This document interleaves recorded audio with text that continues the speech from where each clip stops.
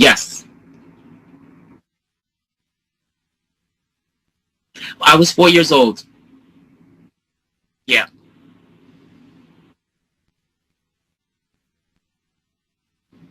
Well, I just was always very creative, and I used to dance a lot when I was little and sing and stuff like that. So it was just something that, like, early on, I was really like interested in, and then bit by bit, I started getting into theater, and then one thing led to another like that.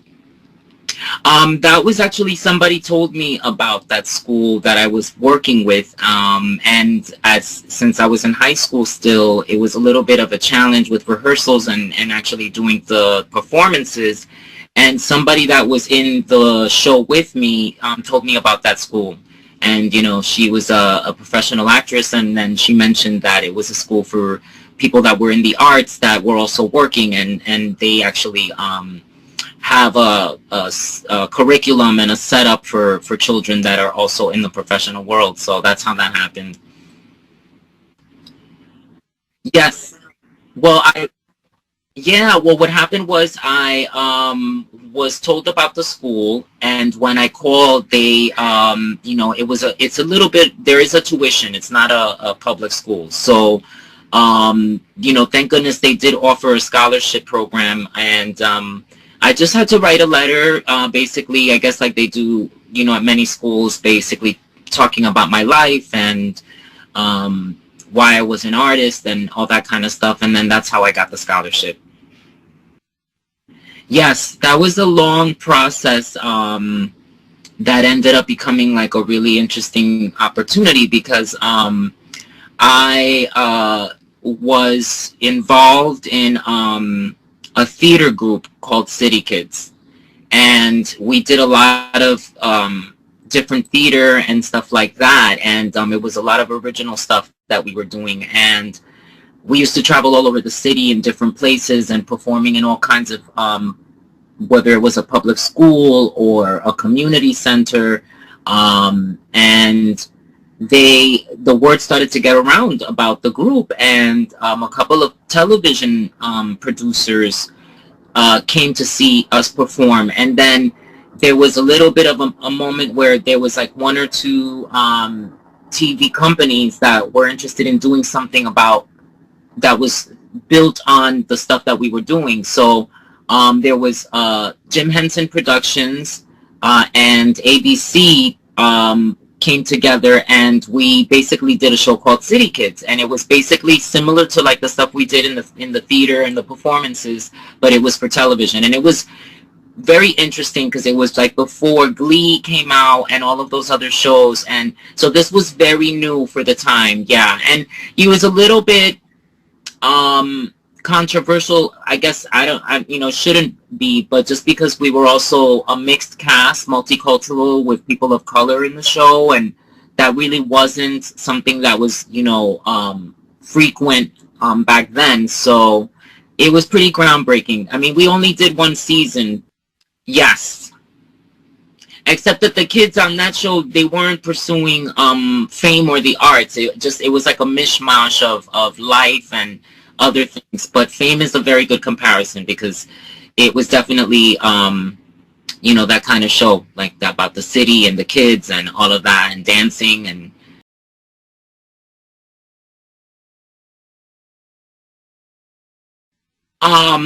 well, that was through my manager and my agent, but we also can't forget, of course, the popularity of Con Air. Yes, because a lot of people often tell me, you're most known for that, you're most known for that, and it's like, it just depends on what movie you like, you know what I mean?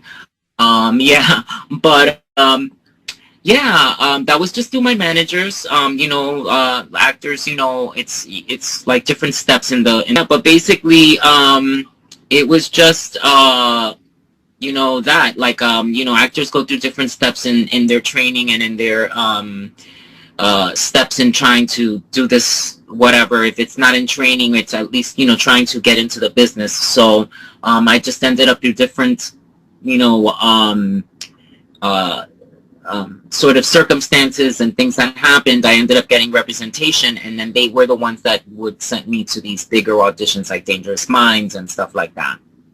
you know Yes, actually, I didn't meet him.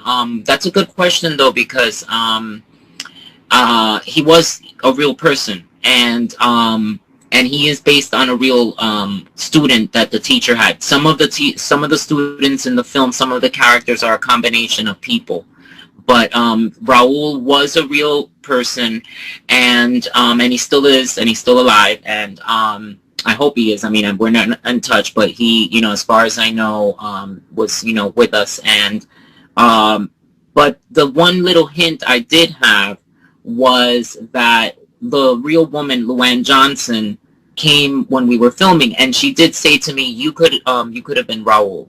And so I thought, okay, so then I guess I'm going in this direction, of because we basically just have the scripts really to guide us. Yeah. So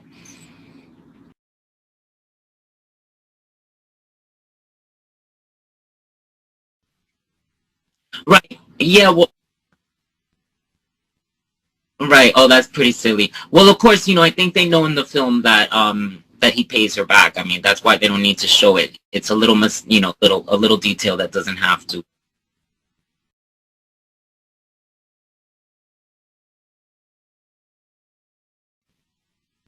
Yeah.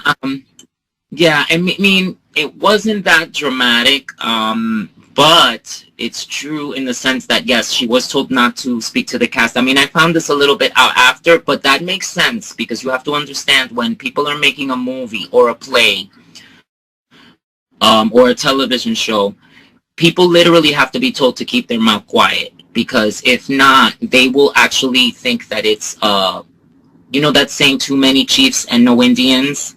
Like, yeah, like you cannot, I mean, everybody gets excited because there's big cameras and there's a big lights and there's big stars and everything. And everybody all of a sudden thinks that their 2 cents needs to be part of what's going on. And what it is a big distraction. And you cannot have everybody, like as an actor in general, because again, she's coming from the world of teaching and again, used to being in front of the class, telling people what to do and say, giving the assignment, right? And then you go into a set and your job is to be quiet and just watch and support. You know what I mean? And so it's a little bit tricky. And people mean well all the time, but that's why as a general rule, it's also as a teacher, as an acting teacher, even though I don't have to say this, actors kind of already know, you're never supposed to give an actor your opinion on how to play their part. It's a very delicate territory, and and yeah, it's like going up to a painter, right, and saying, why don't you use some red? I think you should use red there, whatever. It's like you don't do that, what I mean? Yeah, so it's just also people learning a new work structure. Yeah, yeah, exactly. And it became what, a #1 film that's still on the air to this day. You know what I mean? So even though people had ego, maybe some people wanted to have a little bit of control. It's really it's a different kind of setup. So that's part of it all. Yeah, yeah.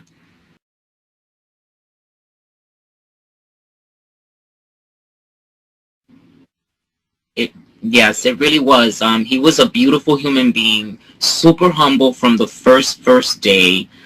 Um, I remember the things I remember about him was that he was a lot more frightened than you would think. He really was afraid of messing up, and he was just so gentle and loving. And the reason why, I mean, I had a little more practice. I like we said, I was on the show City Kids.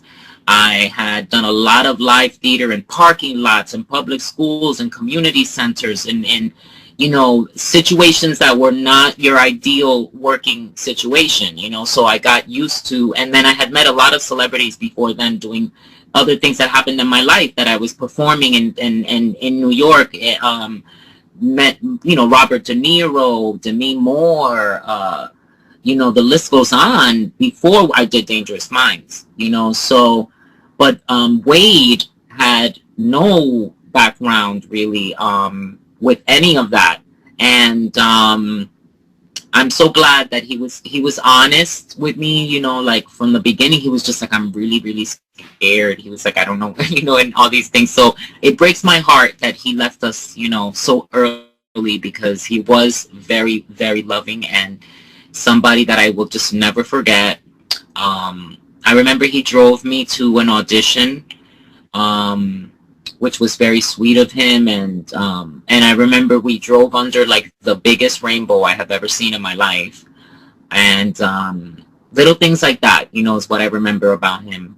Or big things, because again, they were big gestures. I remember him driving me to an audition, and, you know, taking his time and always giving me and taking me out to eat. Just because, you know, on his own, like saying, hey, let me take you out to get something to eat and, you know, talk. So all of those things are what I remember about him.